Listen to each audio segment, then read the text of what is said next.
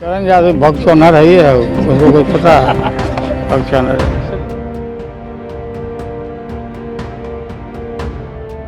लोग गूगल पर सर्च कर ये जानने की कोशिश में हैं कि इस भगचोनहर शब्द का अर्थ क्या है। वहीं दूसरी तरफ राजनीतिक महकमे में भक्त चरण दास को भगचोनहर दास कहने वाले लालू यादव की ये कहकर आलोचना हो रही है कि ये शब्द दलित विरोधी है।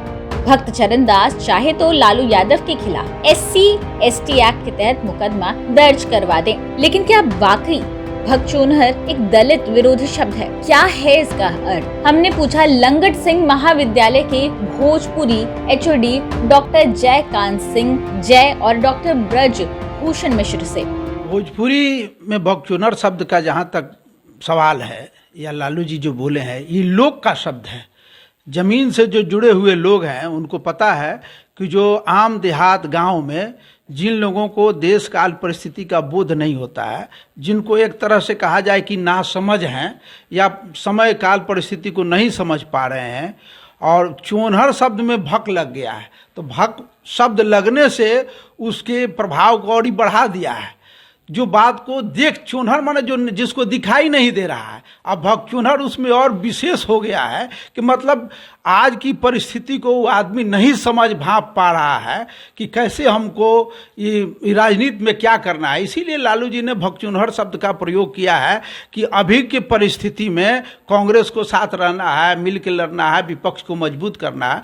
तो एक तरह से नासमझ जो व्यक्ति नासमझ है, परिस्थिति को नहीं समझ रहा है, या इसको और देहात में जाइएगा तो लोग कहेगा कि ये मूर्ख है, बात को नहीं समझ रहा है। तो गाली के अर्थ में तो नहीं, लेकिन नासमझ के अर्थ में, बात को नहीं समझने वाले के अर्थ में। और इसका शाब्दिक अर्थ हिंदी में या अंग्रेजी में खोजिएगा तो नहीं मिलेगा। बहुत सारे शब्द लोक में आते हैं जिसका कोई ये वहीं का आदमी इस बात को समझ जाएगा कि भगचोनहर कहने का मतलब है कि लालू यादव जी ने या जिस व्यक्ति ने इसका प्रयोग किसी व्यक्ति के लिए किया है तो उसको नासमझ समझ रहे हैं, उसको देश काल परिस्थिति से। भोजपुरी की शब्द, ये भोजपुरी का मूल शब्द है, भोजपुरी लोक का शब्द है, इसलिए इसको और भाषा में नहीं खोजा जाता। जिस व्यक्ति को दिखाई नहीं दे रहा है कि क्या होने वाला, वो चोनहर है, और उसमें भी भगचोनहर है, मतलब अटट चोनहर है। वहीं भाषा के जानकार डॉक्टर ब्रजभूषण मिश्र ने भी बताया कि भगचोनहर कोई अपशब्द नहीं बल्कि मूर्ख अर्धज्ञानी का ही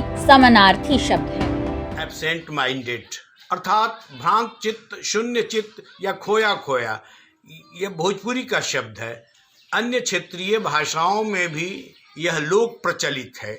जैसे हम कोई बात कह रहे हैं, कोई तत्काल नहीं समझ रहा है और अपनी ही बात के इर्द गिर्द उलझा हुआ है, तो उसे कहा जाता है भगचोनहर है। मैं उस समय से कितनी अच्छी बातें कर रहा हूँ लेकिन तुम समझ नहीं रहे, पक्का भगचोनहर है। अर्थात जिसकी अक्ल चुधियाई हुई है, जो अपनी अक्ल के साथ नहीं है, यह हम संज्ञा के रूप में भी इसका प्रयोग करते हैं और कई स्थलों पर विशेषण के रूप में भी।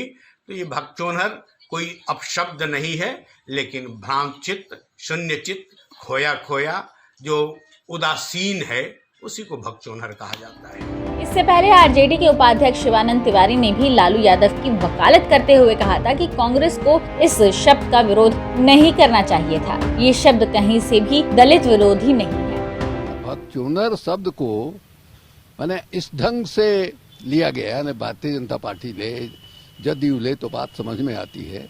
कांग्रेस पार्टी के लोग भी हुआ के चक्कर में पड़ गए। भगचोनहर का मतलब डिक्शनरी में भी लिखा हुआ है। महात्मा गांधी मैंने अंतर्राष्ट्रीय हिंदी विश्वविद्यालय ने एक डिक्शनरी तैयार किया, वो डिक्शनरी है भोजपुरी, हिंदी और अंग्रेजी में। भगचोनहर शब्द का मतलब ये बताया गया है जिसको मैंने कम अकल हो, जो कम समझता हो, मैंने कहा कुछ जा रहा है, समझ कुछ रहा हो, ये मतलब होता है।